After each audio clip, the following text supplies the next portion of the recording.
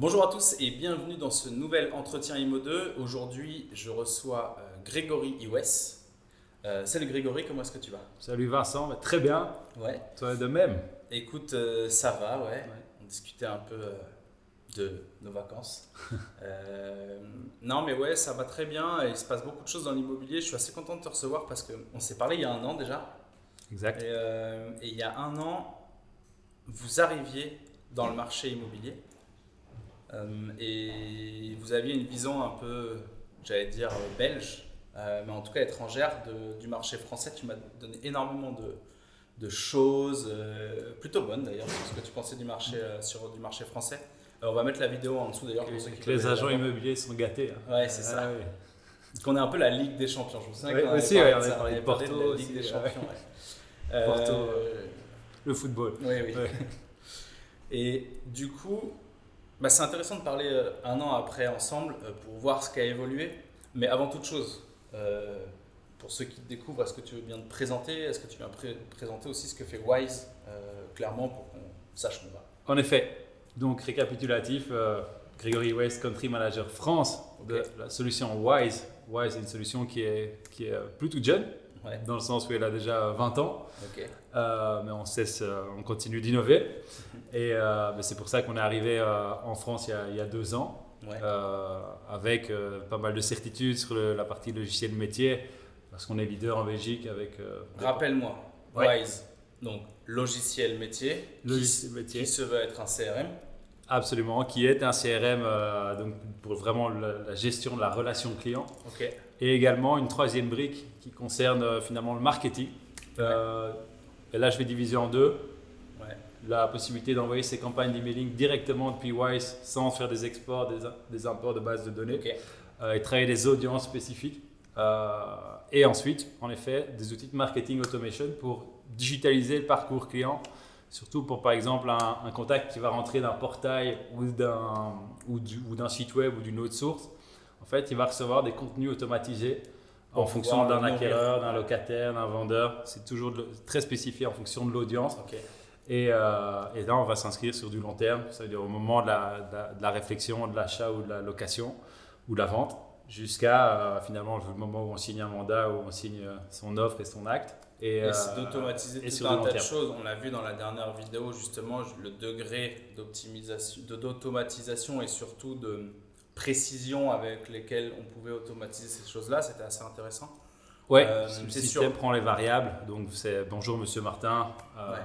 etc., etc. Donc, Ouais, et puis vraiment- même tu peux dire ça déclenche tel type Exact. d'envoi à tel moment et tout. Donc ça, moi j'invite tout le monde à aller voir l'interview qu'on a fait qui présente ça très très bien.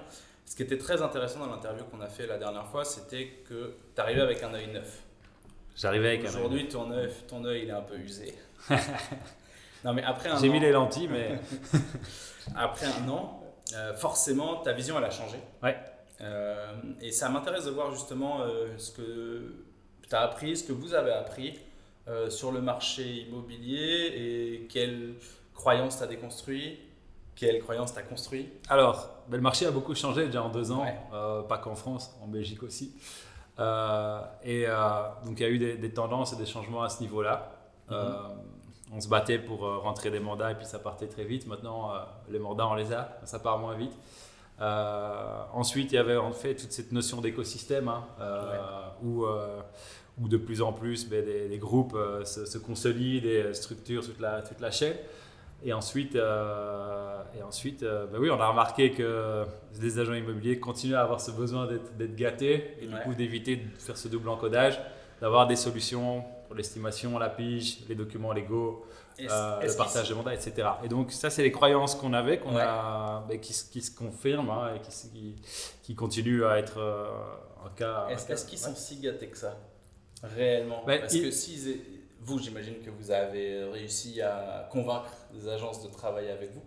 Oui, on a essayé aussi de les gâter en nous adaptant et en développant des passerelles, des synergies avec différents acteurs. Et c'est quoi les manques et les besoins que tu entends le plus de la part des professionnels de l'immobilier aujourd'hui face au contexte actuel en France? Quels sont les besoins les challenges globaux ou les besoins dans la recherche du logiciel? métier. Commence par les challenges globaux et après on va rentrer justement dans le détail de qu'est-ce que ça implique dans un logiciel. Ok. Les challenges globaux aujourd'hui, c'est en effet c'est trouver les bons les acquéreurs, les bons acquéreurs et de pouvoir leur vendre un bien. Ensuite, le deuxième, ça va être d'apporter du conseil, mais pas qu'à ses acquéreurs, aussi à ses propriétaires, à ses vendeurs et aux différents partenaires qu'une agence peut avoir. Donc, moi, j'avais un client le jour qui me disait, en fait, moi, mon profil idéal de client, c'est un médecin, un étudiant en médecin qui rentre. Je l'ai dans ma base de données, je l'ai qualifié et je vais le suivre, en fait, pour les 50 prochaines années avec sa première location, ensuite son immobilier commercial, son immobilier professionnel, privé, maison secondaire, locatif. Et du coup, ça, c'est hyper important de remettre ces contacts acquéreurs au centre de la réflexion. Et même de remettre le client, juste le client, qu'il soit vendeur, acquéreur, voilà, moi mon client idéal, c'est ce qu'on appelle un persona, mais de définir exactement son persona pour savoir comment je l'adresse et avec quels éléments. Il y a une deuxième chose que je note et je veux bien ton avis sur le sujet. C'est que, déjà, c'était pas n'importe quel agent immobilier, parce que s'il fait du résidentiel, du professionnel, de la location et de la transaction, c'est déjà un professionnel. Il avait un beau panel de services et de produits. Mais c'est intéressant, c'est assez rare qu'on aille jusque cette qualité d'accompagnement. Est-ce que c'est quelque chose que tu vois de plus en plus? Qu'est-ce que tu penses de l'agent immobilier qui est un peu comme le médecin de famille qui suit Alors en fait, je vois que c'est un souhait, mais je vois aussi qu'il y a la difficulté de le faire parce que il y a les pics d'activité, les activités un peu plus basses et quelles actions je mets en place au moment où ça baisse. Comment je construis une relation long terme avec mes contacts et comment le digital va pouvoir aussi appuyer, accentuer, travailler mon projet, et notamment avec OAS, de dire dans 3 ans, je détecte, je déclenche l'envoi d'une proposition, d'une estimation de la valeur du bien à un client à qui j'ai vendu un bien, par exemple. Il y a un moment où la réalité et l'envie, elles se rencontrent et effectivement, est-ce que tu configures dans ton logiciel une action pour dans 3 ans ou dans 5 ans? Est-ce que c'est quelque chose que tu fais et comment tu le fais? Oui, c'est un besoin, c'est clair. Nous, la majorité des agences en fait, avec qui on travaille nous demandent carrément de les aider dans leur stratégie de contenu, dans leur stratégie de suivi prospect client et de les adapter. L'intelligence artificielle d'ailleurs est arrivée, ça peut aider à donner des idées, du texte, du conseil. Mais encore hier, j'étais justement déjà ici à Paris et l'agence avec qui on travaille me disait, voilà, nous on fait un métier de conseil et je veux pouvoir guider mes vendeurs, mes propriétaires ou mes acquéreurs avec des changements de loi, des aides pour la rénovation, des primes, etc. Et ça, c'est mon rôle. Et avec Wise, je vais pouvoir communiquer ponctuellement, spécifiquement aux différentes personnes. Et du coup, je pense l'enjeu, il est là, c'est qu'il y a quand même un moment où on est dans le quotidien. Et mettre en place ce genre d'action, je parle même plus de dans 3 ans et compagnie, mais juste une action un peu au fil du temps. C'est chronophage, complexe. Les sujets sur lesquels on doit former les clients changent, donc c'est quelque chose sur lequel on doit porter son attention et peut-être revoir cette stratégie tous les 6 mois. Absolument, ouais. Ça, c'est ce que tu conseilles à tes clients? C'est ce que je conseille, c'est ce qu'on fait. On l'a remarqué de plus en plus en pivotant aussi vers ce côté CRM. On passe du temps, les 3 premiers mois, en fait, à travailler la stratégie, la méthodologie, les process, pour les mettre en place et les revoir en effet tous les 6 mois. Ok. Et tu vois la stratégie de contenu avec eux? Exactement. On organise même un webinaire à la rentrée avec une spécialiste en IA et en communication pour montrer comment s'aider de l'intelligence artificielle pour développer ses propres contenus. Parce qu'il y a beaucoup de demandes là-dessus, beaucoup de besoins et en partie, elle répond à ça. Et ça, du coup, c'est ce que tu conseilles aux agents immobiliers, c'est donc définir les process une bonne fois pour toutes pour savoir quand et comment toucher telle typologie de client.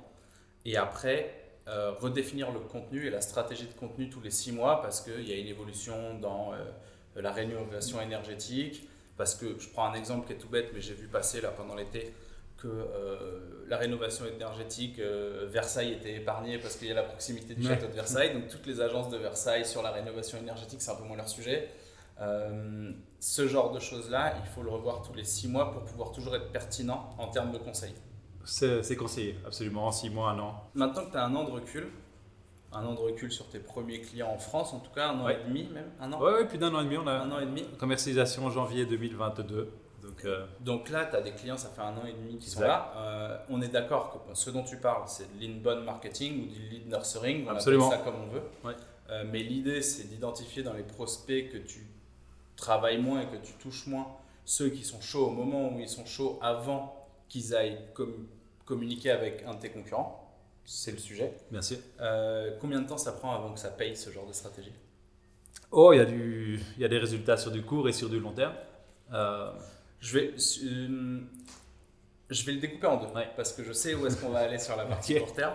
Ce qui m'intéresse, c'est sur la partie long terme, c'est-à-dire des résultats qui sont pérennes, qui fait que les actions, en fait, elles vont te générer 1, 2, 3, 4 mandats par mois selon la taille de ton agence. C'est au bout de combien de temps que tu peux commencer à te dire ok, la stratégie que j'ai mise en place, elle est bonne, elle va me générer du... Alors en fait, il y a des entreprises qui ont des stratégies et des entreprises qui n'en ont pas. Certaines ont entre guillemets bricolé ou utilisent certains outils. Ici, l'idée, c'est de l'harmoniser, de la structurer et de la remettre en place. Du coup, il y a une différence de maturité et les résultats vont varier. Mais ce qui est aussi intéressant, et je voulais juste le signaler, c'est qu'avec cette démarche, pour ceux qui ont lu le livre Maestro de Julien Raffin, je ne l'ai pas encore lu. Promis, je le lis, Julien. Il disait en fait, il faut 8 points de contact avec des prospects pour finalement gagner la confiance, relancer et acquérir des choses. Et les 8 points de contact, on peut vite y arriver si on fait le compte. Dans l'automatisation. Et au final, tu ne te rends peut-être pas forcément compte, mais ton appel téléphonique qui tombe, c'est le 7e ou le 8e, et du coup, il va beaucoup plus se transformer. Voilà. Il y a un biais humain là-dessus, que plus tu vois une marque, plus tu as l'impression que c'est ton ami, entre guillemets, et donc du coup, plus c'est facile de travailler avec, et ça marche aussi bien pour l'immobilier. C'est assez intéressant. Donc, ça permet de faire ça. Ouais. Il y a une question de maturité. Mais est-ce qu'aujourd'hui, tu as des exemples de gens qui ont mis en place des stratégies sur un an et ça leur ramène du mandat de manière automatique? Il y a le ramener de mandat, mais on est beaucoup sur l'acquéreur aujourd'hui. Et c'est là-dessus que les stratégies se développent beaucoup plus que sur l'acquisition de mandat. Et c'est là-dessus qu'il y a pas mal de recul, en effet, puisque ce qui est intéressant, c'est de voir c'est que l'interface va aussi donner à chaque fois les éléments de tracking sur qui clique sur le mail, qui l'ouvre, combien de fois. Entre guillemets, l'algorithme va faire évoluer l'intérêt du client en fonction du moment où il va demander, il rentre jusqu'à ce qu'il demande une visite, il va passer sur des statuts chauds. Et là, évidemment, l'agent, le négo doit reprendre le relais. Donc, tu fais à ce moment-là, en fait, tu donnes juste une information pour que le négo il prenne le relais. Exactement. En fait, le négo, il va recevoir des tâches aussi manuelles, c'est-à-dire, par exemple, ajoute le contact sur LinkedIn ou sur Facebook, envoie-lui un message à J+7. Et il y a à la fois de l'automatisation et à la fois un rappel d'action à réaliser. Et en termes de résultats, est-ce que tu as des résultats absolument. À partager là-dessus? Les résultats à partager, je me suis intéressé ce matin à 3 de nos clients pour voir un peu au niveau de data ce que ça donnait. La première chose, c'est que tous les leads, tout l'inbound, donc les leads entrants, sont enregistrés dans l'outil. Et là, les résultats sont assez intéressants. Sur un an, une entreprise, une agence immobilière va augmenter sa base de données entre 40 et 50%. Donc par rapport à ce qu'il avait avant, il fait fois 1,5, fois 1 à peu près. Exactement. Donc si on est 1000, on va avoir 1005.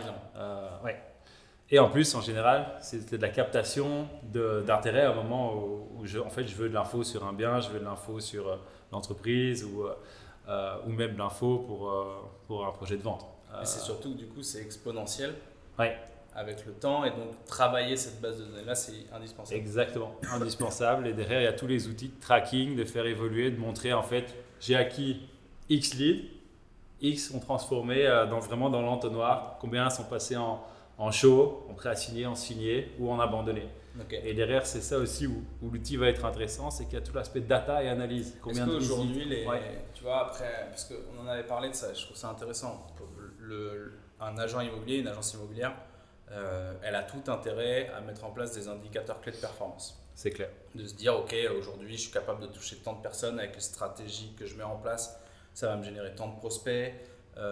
Sur ces tant de prospects, j'en ai tant que je vais avoir au téléphone, avec qui je vais avoir un rendez-vous, avec qui je vais avoir un deuxième rendez-vous, avec qui je vais signer, et tout ça à chaque étape, tu as un taux de perte. On s'est tout décliné en fonction de Est-ce ce qui qu'il y en a rentre. beaucoup qui l'utilisent et qui le mettent en place réellement après un an là Alors en fait, on le travaille. Ouais. Donc On ne se contente pas juste de dire voilà l'outil, on vous le branche et vous l'utilisez. On essaie d'avoir un suivi. Et c'est dur à mettre en place. Il y a des gens qui sont nés avec ça. Ça va dépendre de la taille de l'entreprise Ok. et du besoin. Je pense à une agence où il y a 10 agences. Ouais. Par agence, 5-6 personnes. Ils ont des objectifs de chiffre d'affaires. Tout ça, on peut les intégrer dans l'interface et chaque mois, on voit où il en est. Et puis après, on peut vraiment découper tout le cycle, nombre de visites, nombre de rendez-vous de prise de mandat.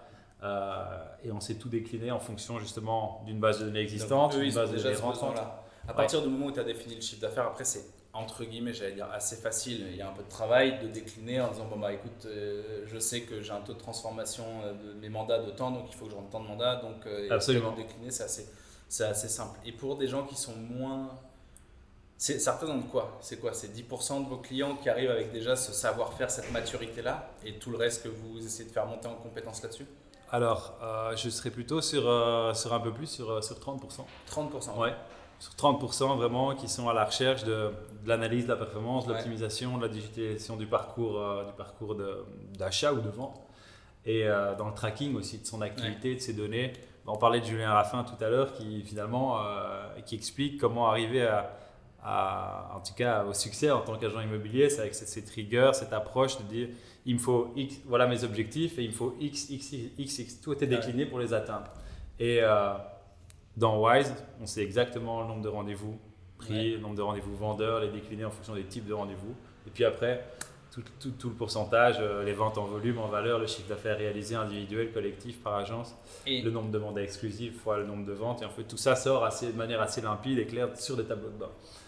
Pour moi, toutes les agences immobilières devraient avoir ça. C'est pas forcément aussi simple.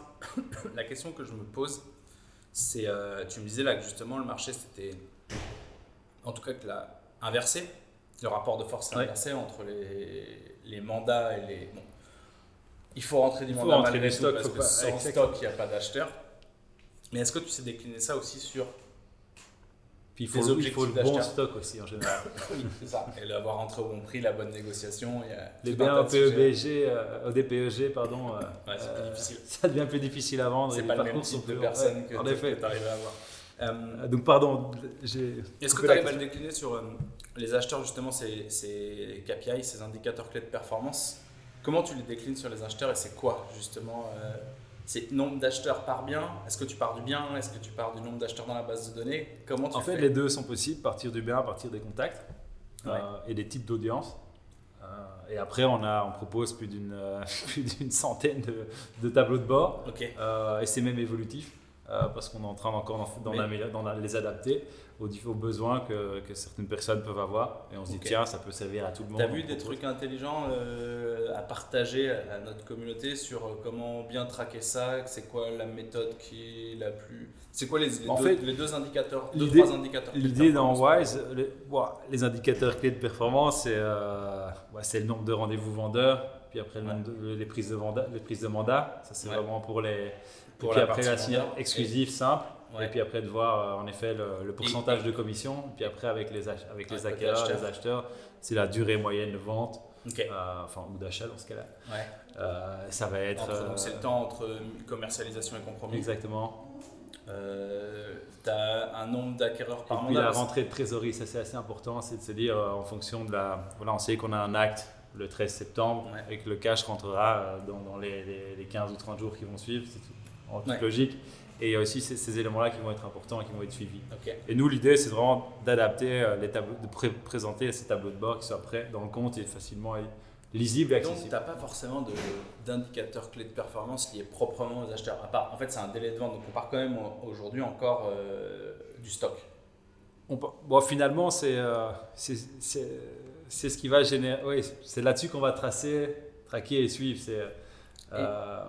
Et c'est ce qui est fort enseigné dans les différentes écoles ou dans les différentes méthodologies. Aujourd'hui, sur les acquéreurs, il n'y a pas encore réellement de book, de méthodologie qui est enseignée.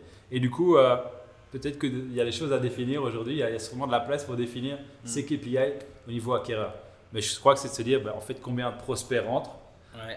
Et en fait, combien de prospects signent ou combien de prospects disparaissent. Ou combien de prospects restent actifs, est-ce que j'en re-signe après Parce que dire j'ai 8000 candidats acquéreurs, mais en fait je vends 20 biens par an, Oui, c'est qu'est-ce que ça vaut, c'est quoi. pas utile. Ouais. D'ailleurs, à ce sujet, tu parlais tout à l'heure des actions long terme Ouais. et des actions court terme. J'imagine très fortement qu'avec le retournement de marché, selon les villes, selon les endroits, ça allait plus ou moins vite. Et puis après, il y a selon la rapidité de prise de conscience de chacun des clients. Bien Mais sûr. il y a un moment, ça a été comme une urgence. Comment on fait pour, quelles actions on mène pour qualifier rapidement de l'acquéreur quand on est agent immobilier? Alors, qualifier, évidemment, l'étape la plus importante. Faut derrière guider, orienter. Bon, il y a 2 méthodologies. Prendre son téléphone, contacter le plus vite possible, être le premier, surtout sur l'acquéreur. Bon, le vendeur, pourquoi pas aussi.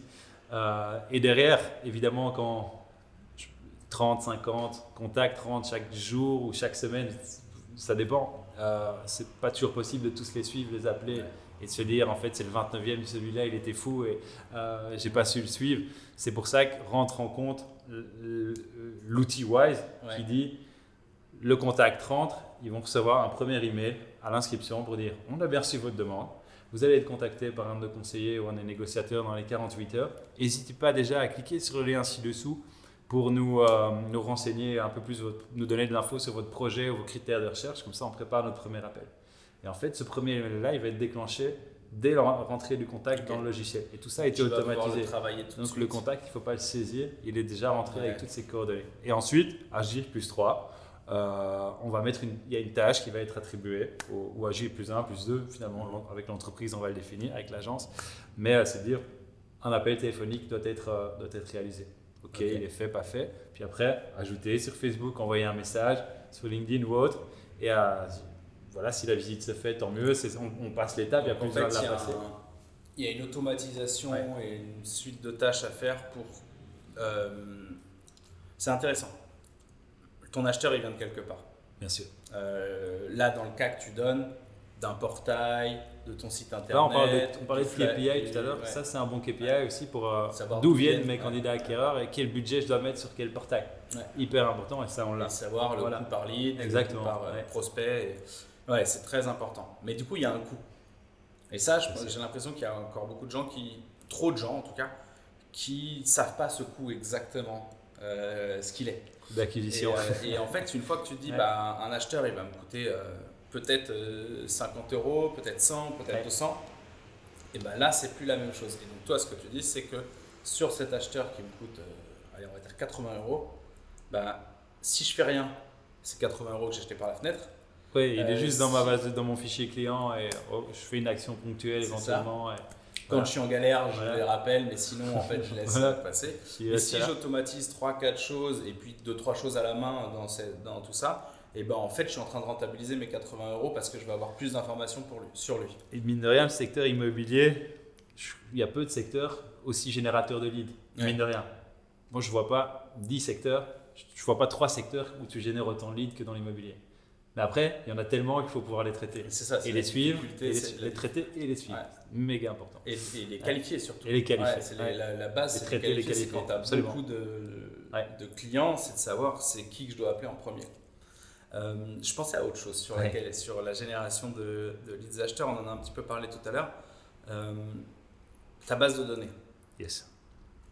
C'est là où j'imagine que la plupart des... Oui, c'est l'or de l'agence IMO. Et est-ce que toi, tu as des exemples de clients chez qui tu as pu, au moment du retournement de marché, qualifier beaucoup de leads d'un coup, beaucoup d'acheteurs parce qu'il y avait une pénurie d'acheteurs?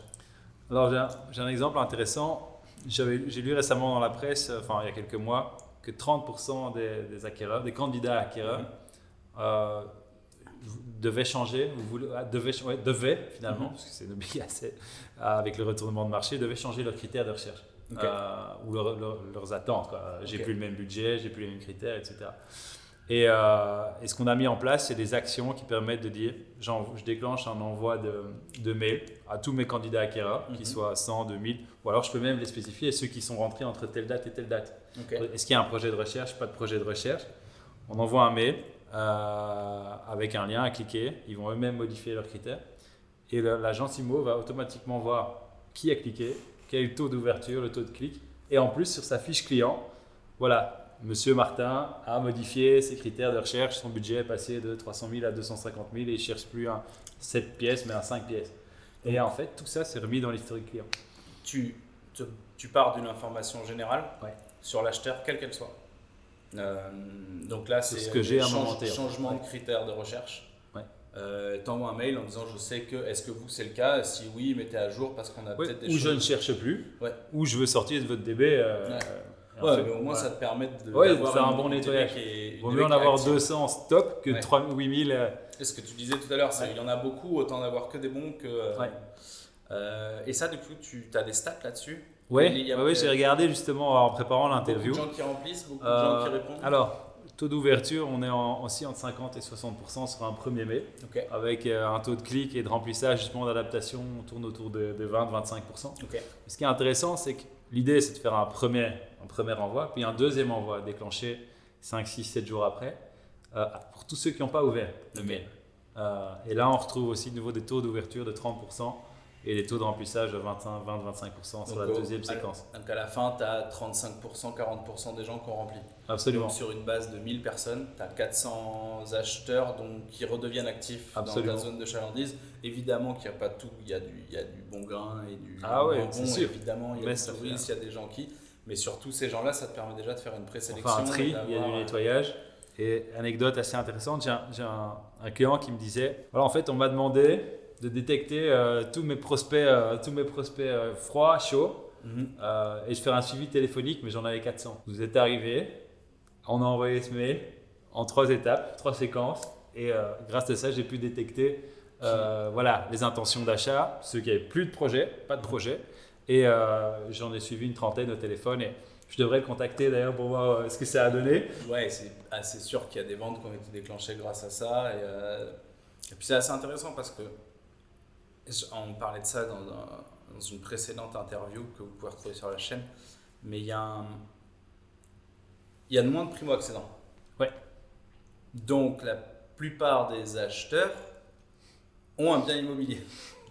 C'est ça qui est intéressant. Donc ces acheteurs sont des vendeurs. Exactement. Et donc à chaque fois que tu rentres un acheteur, tu peux rentrer du stock si tu le fais de manière intelligente, et en fait tu mets en place un cercle vertueux qui fait que tu vas constamment améliorer ça. En parlant de ça, ouais, vas-y.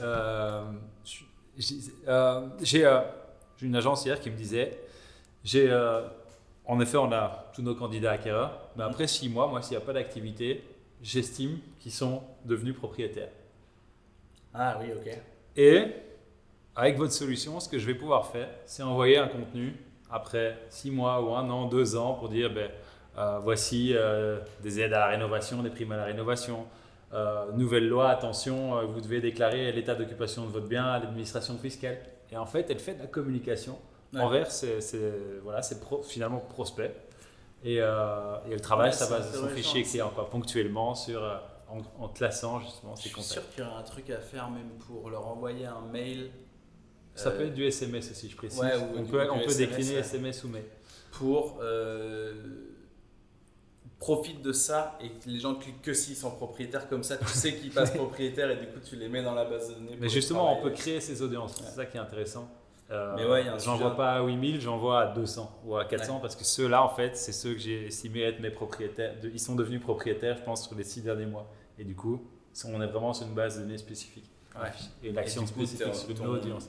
Ton taux d'ouverture, ton taux de clic, ton taux de remplissage, ça, est bien meilleur là-dessus. J'ai une dernière question pour toi qui est, ça fait 1 an. Je pense que vous allez rester un peu plus que ça. 1 an et demi, vous allez rester un peu plus que ça. Le marché, il a énormément changé. Dans cette période qui est un peu difficile, on va pas se mentir, pour les professionnels de l'immobilier, quel conseil tu donnerais? Et tu n'as pas le droit de dire prenez mon logiciel. Je dois donner un autre conseil que celui-là. Oui, bien sûr. J'en donnerais 3. C'est de continuer à se former. C'est super important, et notamment sur la prospection, sur le marketing, sur la vente. Il y a plein d'académies, il y a plein de cours géniaux ou de formations. Je vous en mettrai en dessous, il y a le mien. Voilà, T'as pas le droit de dire le tien, c'est mais pour ça que je ne pouvais pas le dire, product placement. Donc ça, je crois que c'est la base. Je pense qu'un agent immobilier, c'est du conseil, c'est de la vente. Ouais. Et c'est deux notions qu'il doit maîtriser, savoir, connaître et pouvoir Ok. continuer Donc, à monter en progresser. compétences Ouais. et progresser, c'est hyper Puis, important pendant On ne cette fait plus période. de la prospection en 2023 comme on en faisait en 2004. Il faut un ensemble de choses, la prospection digitale, la prospection terrain, téléphonique. Donc, C'est des choses qui sont complémentaires en plus. Ouais. il y a l'aspect juridique, en effet, toujours Qui continuer fait à que bien évoluer. On parlait du climat, rénovation énergétique, c'est pareil, c'est des choses qui évoluent et il y a beaucoup de demandes. Donc, formation. Ouais. Formation. Je crois que essayer de continuer à avoir ce mindset, ça reste important d'y croire, de continuer à positiver. Ouais, on est dans une période, je vois ce que tu veux dire, on est dans une période où tout le monde se démotive et c'est ceux qui feront les 50 mètres de plus qui iront le plus loin. Après, c'est vrai que dans l'immobilier, c'est un truc qui est très important et qui est très réel quand le marché va bien et qu'il y a beaucoup de gens et beaucoup de concurrence, c'est important d'aller devant, mais quand le marché va moins bien et que tout le monde s'arrête, c'est là où tu peux faire le plus de progression par rapport aux autres. Donc effectivement, c'est intéressant de conserver le mindset et trouver des solutions pour se remotiver et compagnie. Bien sûr. Et puis le troisième, moi je crois que réseauter, l'agent immobilier, il est dans son secteur, je crois qu'il doit être sur les événements, il doit rencontrer un maximum de personnes, autant qu'il peut finalement, pour rentrer, c'est des contacts, des leads, gagner de la confiance. Je crois que c'est hyper important. Trois éléments. Pour tout le monde, et c'est assez intéressant parce que je pense que tes trois éléments, si je devais donner des conseils à un agent immobilier qui débute, je donnerais ces trois conseils-là. Ouais. Et effectivement, même un agent immobilier où ça fait 15 ans ou dans une période difficile, c'est encore et toujours pertinent de se baser là-dessus. Merci beaucoup pour le temps que tu m'as accordé. Tu peux pas me donner un quatrième? Ah, tu veux un quatrième. Allez, un quatrième et ce sera la conclusion. Voilà, je me place un peu, mais c'est pour vraiment... J'avais tel objectif, telle ambition cette année, et je mesure, en fait, avec tous ces tableaux de bord, ces data, ces KPI, comment j'ai performé, comment mon agence, comment mes agents ont performé, est-ce que je peux mettre... Et je crois qu'en fait, se fixer ses objectifs et ensuite les mesurer, c'est la clé de la progression. Et tu sais quoi, c'est une super conclusion. Fixer ses objectifs et les mesurer, c'est la clé de la progression. On se finira là-dessus, c'est parfait. Je t'envoie la facture. Top. Merci beaucoup pour ton temps. Je sais très bien qu'on pourra faire 2 vidéos, 3 vidéos sur ce sujet-là. On n'a abordé qu'un quart des sujets. Mais on restera sur fixer ses objectifs et les monitorer, c'est la clé de la progression. Merci à toi. Merci à toi de nous avoir suivis. Merci Mode 2. Et à très bientôt. Merci. Salut.